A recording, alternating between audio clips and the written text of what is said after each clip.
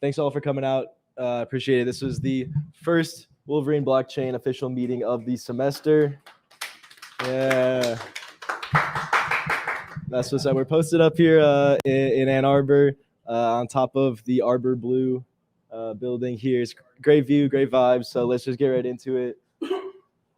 Okay, so I want to start off with a little fun fact for you. So the number of crypto users currently is the same as the number of internet users in 1997. So congratulations, everyone. You are officially early. So you guys probably think of money as like a piece of paper, but I want to put out a more broad definition. So I'm going to say money is any tool that's used to standardize and transmit value securely. So we'll keep that in mind going forward. That begs the question, what is value? So value is equal to scarcity plus demand. So there's a scarce amount of energy available to us.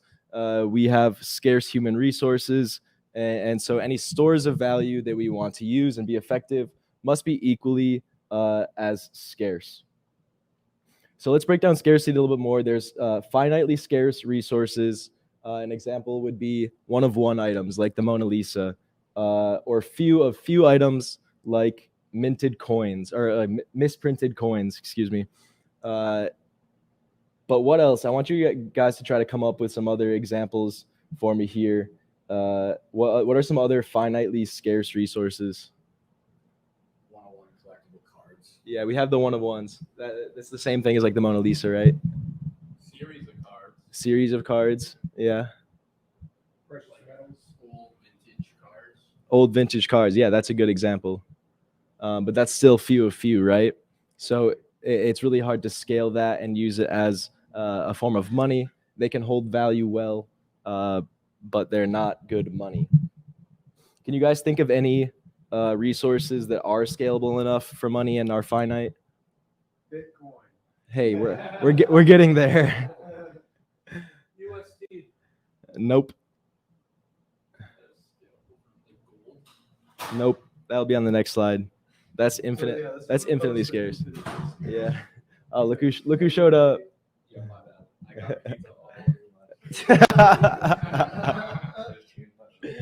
got All right, so this is compared to infinitely scarce resources, okay, where the only upper bound is potentially all the energy in the universe. So the US dollar is scarce, but it's not finitely scarce because the money printer can still go burr, and it's still in the hands of someone else, right?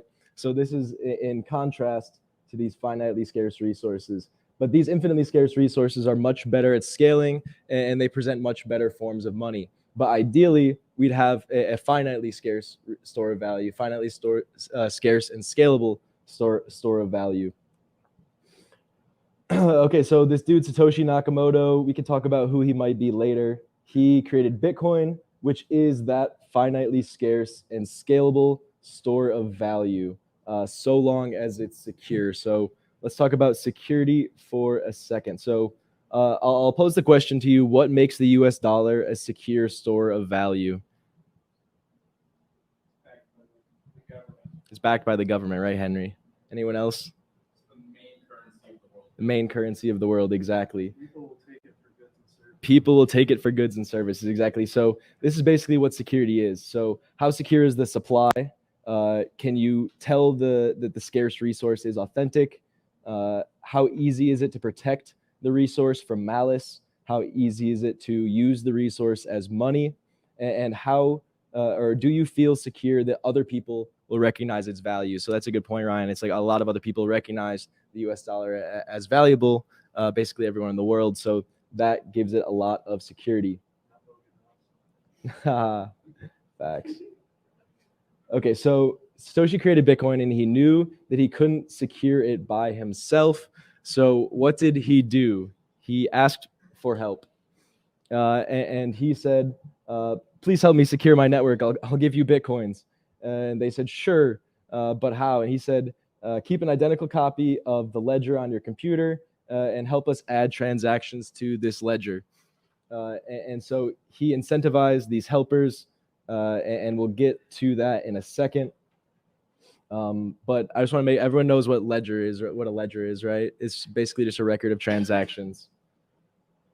Okay, so this is the public ledger that is Bitcoin's blockchain. So blockchain is kind of a buzzword. If you don't know what it means right now, just think about it as a database. Like simple as that. I'm sure you guys are all familiar with like what a database is, but it's a uniquely formed database. So instead of just adding data to it as you go, like instantaneously and constantly updating, we group these transactions and updates into blocks. So these blocks have a couple important components in each of them. So you can see this graph here. We have all of the transactions. You can see here at the bottom all the transactions that happened in that last 10-minute period. And then we have the hash of the previous block. So by including the hash of the previous block in each subsequent block, they're chained together that way. So chain of blocks, blockchain. It's that simple. Mind blown. Okay, so back to hashing. This is how they secure the network, or this is how the network is secured. Hashing is like encryption, but it's only meant to go one way. Oh, are you guys looking for your bags? I'm sorry, I just put them right there. Yeah. Okay, so hashing is basically like encryption, but it's meant to be one way only. So the point is not to transmit data securely over the network for someone else to open. It's to basically compress the data into one short string that can then be carried forward with minimal data usage and minimal, basically hogging the size of the block. So each Bitcoin block the time is 10 minutes and the size is 1 megabyte. So that limits it to about 4 transactions per second. Okay, so hashes are unique to the data. So if we have a transmission from Benjamin to Jay, the hash of that transaction will look like one thing. But if we have a hash from Henry to Jay, the transaction of that will be inherently different, right? So you can't steal a piece from a different puzzle set and come up with the same picture is basically the metaphor that I want to use there. Hashes are difficult to find, but they're easy to verify. So basically every time a block is processed, all the transactions are grouped, and then all the miners on the network race to complete this hash to figure out how they're going to compress all this data.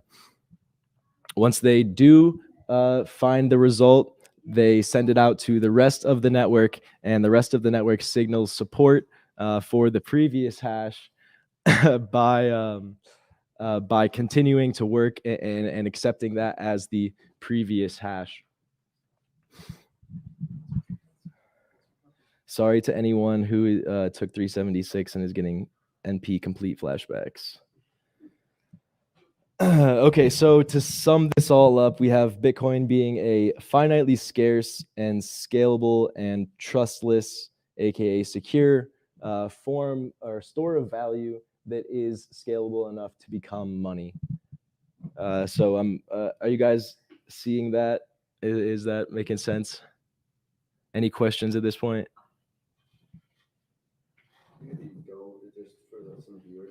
Yeah.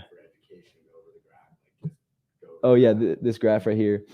So the supply of Bitcoin is given out to the miners who verify the blocks, and every so often, about every 4 years, this reward is cut in half, which creates a predictable supply crisis, and therefore the price run-ups, the market cycles that we see, and this will continue on basically forever until like 2200, at which point all 21 million Bitcoin will be minted. And then transaction fees will go up to replace, the money that the miners were earning before. Okay, so users in a blockchain, they all keep an identical copy of the ledger, just like I mentioned earlier, and this maintains no thin air currency. So if someone wants to make up money, spend it twice, everyone else on the network will see that, they'll get a different hash, and the majority hash is the one that moves forward, right? The double spend problem. Great work, Benjamin. Thank you. Okay, so digital gold is cool. Blockchain store of value is really cool, but there's a lot more that blockchain can do. So Vitalik Buterin, this like 18-year-old Canadian Russian programming kid. He was like, what's up? Yeah, Cyborg. He saw all the stuff that was going on with Bitcoin and the possibilities of blockchain and how he had this decentralized ledger. And he's like, okay, what if I could take this a step further? So sure, a ledger is cool, but what if we made a computer or like a virtual machine? And then so the block would be made up of an image of the current state of the machine instead of just the most previous transactions. So you can also have a database, but you can also have virtual machine, full computer functionality at the same time, and that's all stored in state. So dissimilar to Bitcoin, the Ethereum block time is 15 seconds, so the processing is a lot faster, and it also takes up a lot more data. The blockchain grows faster. Okay, so these are called smart contracts. These smart contracts came with Ethereum, and what they are is basically just an executable piece of code that exists on the blockchain, that runs on the blockchain on the Ethereum virtual machine, and then the state of the computer is stored in the blocks, like I said before. So this takes it really to the next level. So you can have a ledger, but by creating a Turing complete computer alongside of it, you can have fully programmable money.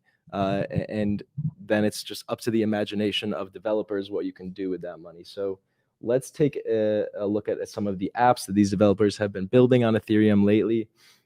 So most of them are finance, and there's also a little bit of art we'll talk about in the end. Okay, so one example of these smart contracts being combined into a protocol is AAVE. It's a DeFi lending protocol. So typically you store some money in your bank account. The bank loans it out to people and charges them like 5-10% interest, and they pay you 0.02% in return. And the rest of that goes towards their bottom line, towards paying for all the bankers, the facilities. It's really hard to scale a bank. But smart contracts, a protocol on the other hand, scales infinitely for basically free. So this AAVE protocol connects lenders and borrowers, kind of like Uber connects riders and drivers. And then the money is stored in a smart contract. You could think of this sort of like escrow. Escrow is like where you give the money to a trusted third party and pay them a fee to make sure that the execution of the transaction is handled properly, right? But this involves risk with a third party and also involves a lot of extra costs. This is all taken care of by the smart contracts. And so we can see here that the interest rate or the deposit rate and the borrow rates are much, much more similar. So AAVE obviously does take a cut, but that is way, way less. So say you want to hold some US dollars and earn interest on them, you could hold the Gemini dollar, which is a stable coin and is backed fully by US dollars and verified by Gemini. And you can earn 14%, I don't know if I can see that, 15.4% interest on your US dollars. So your bank account is immediately obsolete. What's up, Benjamin? I actually have some Gemini staked for that reason. Oh, really? On AAVE? No, I stake Within Gemini. Yeah. Huh? And what do you know what you earn? They fluctuate their rates, but I think it was 8.8% APY, which was Yeah, so it's a little bit less than the decentralized version, but it's way, way higher than the traditional bank version of this. So I barely store any money in like a bank account now. I want to be earning these high yields through decentralized finance. Okay, so here is a big picture overview of the entire decentralized finance ecosystem on Ethereum, and there are way more projects than we have time to talk about. But let's look at some of these high-level categories. So we can do prediction markets, like sports gambling would be an example. We have derivative markets where you can do leverage trading. We have DAOs, which are decentralized autonomous organizations. We'll be starting one of those, our own here, the MDAO. There's also insurance. Automated insurance protocols, I think are going to be really, really big in the future. Obviously, there's exchanges and market makers like Uniswap, SushiSwap, those types. We also have credit and lending. That's where AAVE comes in. There's a bunch of stable coins. A lot of stable coins are backed by like a trusted third party like Gemini or like, USDC is a big one. That's backed by Circle, which is like a team in partnership with Coinbase. What's up, Benjamin? These people on the viewer around like that are listening might want to know like what a stablecoin is and its kind of function. Oh yeah, good point. So a stablecoin is a crypto asset that is backed by usually a basket of goods, and then it will be pegged to the dollar basically. So it's just a crypto version of the dollar. If you don't want to have your money in volatile assets, say the crypto market, you expect it to go down, you can swap some of your value into these stable assets and then try to buy back when the price goes lower on the volatile assets. All right. Any questions about any of these like bigger ecosystems? What's up, Drew? Adapt doesn't necessarily mean decentralized, though. It can. True. But it doesn't necessarily mean it is. Yeah. So we'll get into like levels of decentralization and scalability down the road. But right now, we're just going to take decentralized kind of at surface level. Like the amount of individual actors on the network determine the level of decentralization, right? So if only Ryan and I are controlling the network, then we could say whatever we want and that will be accepted as truth because we, just us, hold consensus. But if everyone in the room has an equal stake and Ryan and I are trying to hoodwink someone or like pull something off, then you guys will see that and you'll outvote us. And so that's how consensus is determined. So obviously, the more decentralization, the easier it is to achieve the truth and the harder it is to, execute malice on the network. Great question. All right, so I'm gonna turn it over to Benjamin Michelin now. Actually, I'll do a quick little intro on NFTs. So NFT stands for non-fungible token. Fungible is anything that it can be replaced by another asset. So like a barrel of oil or a US dollar, one barrel of oil is as good as another, and one US dollar is as good as enough. So those are fungible assets. But non-fungible assets are like these one of ones, these few of fews that we talked about earlier, be that like a misprinted coin or the Mona Lisa. These are non-fungible items. I'm not going to trade the actual Mona Lisa for a reproduction of the Mona Lisa, right? Not stonks. Okay, so NFTs have been taking over the art industry first, as it's basically the easiest one for them to capture at this point. The next one up, in my opinion, would be gaming. And when we see these blockchains that have a more of a focus on scalability as opposed to decentralization, like Solana, for example, the gas fees, the network fees, which are basically what you pay for space on this limited space blockchain, right? So like a lot of people want to use Ethereum, right? So the space for room inside each block becomes expensive. You have to pay a fee to get into these blocks. But on blockchains like Solana, there's a lot more space. And therefore it's a lot cheaper to get into this. So you can create NFTs that are worth 10 cents because it costs a hundredth of a cent to mint them. Whereas on Ethereum, it would cost maybe $50 to mint them, right? So that prices out all these low value NFTs immediately. But when we see these more scalable blockchains come out, then we're going to see these low value NFTs, these gaming applications really take over. And that's going to be crazy. Long term, I suspect that your driver's license, the deed to your house will eventually be an NFT on some sort of government-controlled blockchain, just for the scalability aspect alone, right? So if you could go on a website that connects to the U.S. government's blockchain instead of going to the Department of sitting in that long ass line for your license or whatever, you know what I'm saying? The Secretary of State, that's the one. Thank you, Jay. Yeah. So that would be easier for everyone involved, the government and the citizens. So long term, I think that might be somewhat inevitable. Another cool thing about blockchains and Web3. Web3 is just like basically the blockchain connected internet. So digital identity right now, your digital identity is basically in the hands of Mark Zuckerberg and all these other people. So the internet was created with the philosophy of giving power to the people, right? To allow them to control their own data and to interact with each other across the world.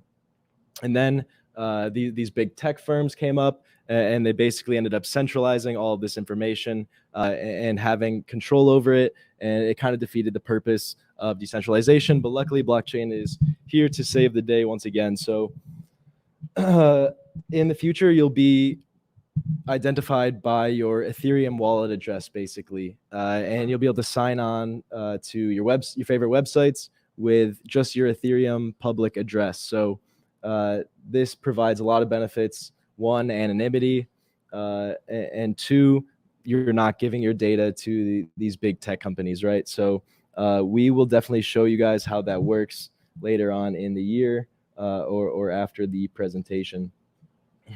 So here's a picture of Vitalik Buterin, the creator of Ethereum. And I'm just saying traditional finance hates him for this one trick. So basically you can see that, the bank account, the savings account became irrelevant because of decentralized lending protocols. A lot of these centralized exchanges like Coinbase are doing less volume than the decentralized exchanges and the decentralized counterparts to each of these projects. So they're really, really disruptive for almost every single sector that you can think of. So thanks to decentralization, you really can't stop a decentralized blockchain without stopping the internet, right? So if the U.S. government wants to stop us from using this because the big banks are paying them off, they could probably they could control the ISPs and not let them process any of this. But they can't stop all the miners all across the world. And this is a great benefit of decentralization, is that it's basically, once it's out of the box, it's really, really, really hard to put back in. So in order to stop these widespread blockchains like Bitcoin and Ethereum, basically every government in the world would need to come together and execute like a highly technical operation probably about 3 or 4 years ago. And that didn't happen. We see China shooting themselves in the foot right now and pushing all of crypto innovation outside of its borders by just banning it outright. And the same thing could happen inside the US if we see regulation come down hard on it.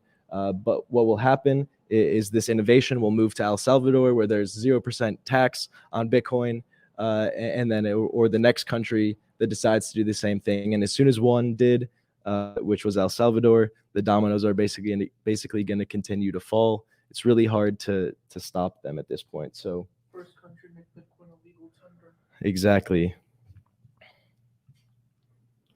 So once people realize that you can't beat them, often their best bet is to join them. So we see the El Salvador example on the top here, and then we see Visa on the bottom here. So Visa stood to lose a lot of their transaction processing need and demand to the blockchain. So what did they do? They said, okay, we're going to build our own layer 2 blockchain connected to Ethereum and then connect to all these central bank digital currencies.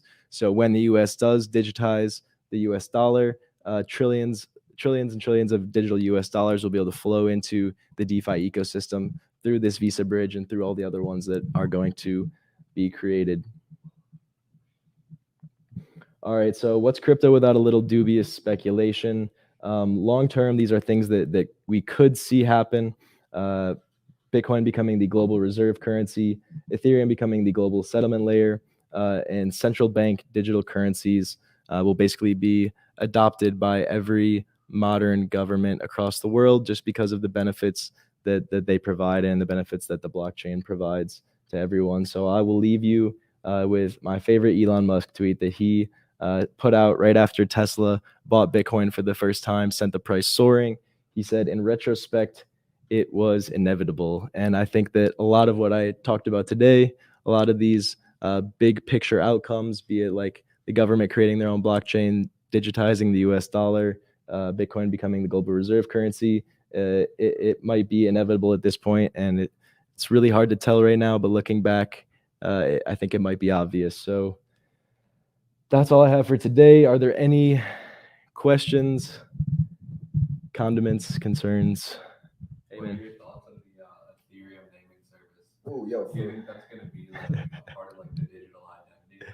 Yeah, so his question was, what do I think about the Ethereum naming service? It's basically like the DNS domains that we see now, the .coms and the .ios, but these are the .eths. So these are really cool. They're represented by NFTs. So if you do decide to purchase something .eth, like I have Logan Ross .eth and a couple other ones. I think Bud Light. Yep. Bud Light.eth. Yep. Beer.eth, yeah. Beer.eth. One of my buddies and I, Yeah. one of my buddies and I have each other's contacts as each other's names.eth. But we're yet to. Do you have your own ENS? I don't. Not yet. But that's on that's in the plan. Yeah. So these ENS domains are basically just smart contracts. They're represented by NFTs, and in the metadata for these smart contracts, there can be your Bitcoin address as well, so it can go multi-chain. There can be your website, so you can actually have beer.eth will link back to Budweiser's website. So I think that we'll see a lot of corporations decide to pick these up, and that's why these ones with rare names are going for tens of thousands or hundreds of thousands of dollars. Don't call it the .com bubble. And what about someone from, I think it was Noah McGuire, wanted to touch on the interoperability problem? Yeah. Should you save that for another meeting? Yeah, I won't go too far into it. But blockchains they're built in a way that they can't be connected. So not that they can't be connected, but they weren't built to be connected. Yeah, exactly. So you can have like a wrapped version of Bitcoin where you deposit Bitcoin into a smart contract, and then the smart contract holds it, issues you a new token that's an Ethereum version of Bitcoin. It's called wrapped Bitcoin. And we're going to see increasing numbers of new blockchains coming out that serve different use cases, even application-specific blockchains that are optimized for their decentralized exchange or for whatever application that they're going for. And these blockchains will need to be bridged together to connect the money flows. So long term, I think that it's pretty inevitable that all the blockchains will be interoperable. And so there's a couple interoperability big chains out right now. That'd be Polkadot, Cosmos, and Icon. So check those out if you want to learn more. But yeah, we'll go into interoperability a lot later this semester. So going off the idea of like a virtual identity or digital identity, and governments coming out with more and more policies to someone identify Bitcoin wallets and Ethereum wallets. What do you think about the future of coins like Monero and Pirate Chain? So the question was, what do I think about the future of coins like Monero and Pirate Chain as the government are trying to identify all these big Bitcoin wallet addresses? So the difference is basically Bitcoin is a public ledger. It's a public blockchain. People say that, oh, it's only used for crime and buying drugs. Bitcoin is literally the worst thing you could do to buy drugs because the history of all the money is publicly recorded and publicly stored. It's literally the worst thing you could do. It's worse than using cash. But that's where the use case of these other coins come in. Monero, Zcash. These ones have algorithms built into them to basically tumble or like launder the money every single time it's sent, so you can't follow the money trail. So I see the government being pretty hostile towards these. We'll have to see. Once again, it's hard to see what they could really do. Is pretty limited, but they'll probably prevent all US based exchanges from selling them like they did with Ripple. Do you think the environmental concerns over the mining can affect the long-term future? Like El Salvador, which is using volcanoes to mine their Bitcoin, but then you have Tesla and Elon Musk, who said previously that after they bought it, like a couple months later, they were like, we don't like the environmental concerns that come with mining it, so they stopped accepting those. Okay, so Jay's question was about the environmental concerns surrounding Bitcoin mining and the extreme amount of energy that it uses. So a couple thoughts on this. Bitcoin does use a lot of energy, and it's more than some countries, but it's less than Christmas lights. Yeah, it's less than Christmas lights. So we have to decide what's more important: a tool that everyone in the world who's connected to the internet can use to gain financial freedom, or Christmas lights, right? So this argument is kind of silly, and I think that long term, fossil fuels will become increasingly more expensive, and renewables will become only more inexpensive, right? So the demand for energy drives the push towards renewables. Therefore, the demand for Bitcoin drives the push towards renewables as well. Drew. Wouldn't like proof of staking though just fix that problem? I know Mhm. Bitcoin is not going to get proof of stake. Right. Ethereum, right? Ethereum 2.0 is Mhm. trying to do that. So wouldn't like that basically solve it? Yeah, so Drew's question was about proof of stake compared to proof of work. Proof of work is considered basically like an outdated model at this point. Instead of requiring people to solve these hashing puzzles, we just have them stake some of the currency like for the right to verify these transactions and earn the fees associated with these transactions. But if they try to misbehave or they don't verify them properly, they could have their collateralized assets slashed. So this is actually a better incentive system because with miners, they're incentivized to sell their Bitcoin to buy more computers to grow their operation, right? But with staking, you're actually incentivized to buy more of the coin to grow your operation. So Ethereum is working on switching from proof of work to proof of stake right now. It should be completed within the next 12 months. It's really hard to say. It's a decentralized protocol that's it's open source, right? So people all over the world are contributing code and building this together. So timelines are hard to nail down. But yeah, once Ethereum completes the switch to 2.0, it will use 99.99% less energy than it currently does, which will be awesome. Gas fees. Yeah, Earning from that as well. yeah, it's hard to say. So there's another part of Ethereum 2.0 which is called shard chains, and they're basically going to add 64 parallel blockchains running alongside the mainnet, and this will increase the amount of throughput drastically. So the supply will go up a ton, and the demand will be basically at the same point. So the gas fees will go down for a significant period of time, but eventually demand will probably catch up. So long term, it might not reduce gas fees, but it will probably make them much more predictable and stable. Also, if anyone has any questions at any point, don't hesitate to ask, because it is somewhat complex things we're talking about right now. And it took me the first I've seen some of these his Logan speak about this a lot, so I've created these and grounded definitions in my head. But if anyone ever has questions, don't hesitate to ask. We're such a chill group of people we've compiled. So yeah, your guys' questions are better than anything I could decide to show to you, because yeah, I mean, you guys know what to ask. Yeah, on that too. Yeah, hit me. I just think also this group chat as people have utilized some of the information that has been used in the yeah. over $10,000. Yeah, that's what's up. And I think just off of that, I think all of you guys should be contributing.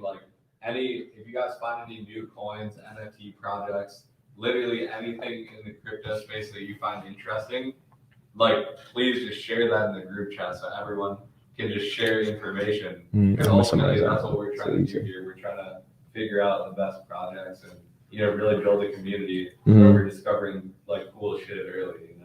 Yeah, no, thanks for saying that, Heyman. Basically, what he pointed out was our goal here of building the largest community of people interested in crypto here on Michigan's campus. And our GroupMe is our main forum for communication. Heyman put in some NFT projects he was looking at, just sharing it with all of us. And our other member, Henry, decided to go in on one of them, and he made a nice little $10,000. Yeah, so 3 ETH. Sorry, we don't use USD terms anymore.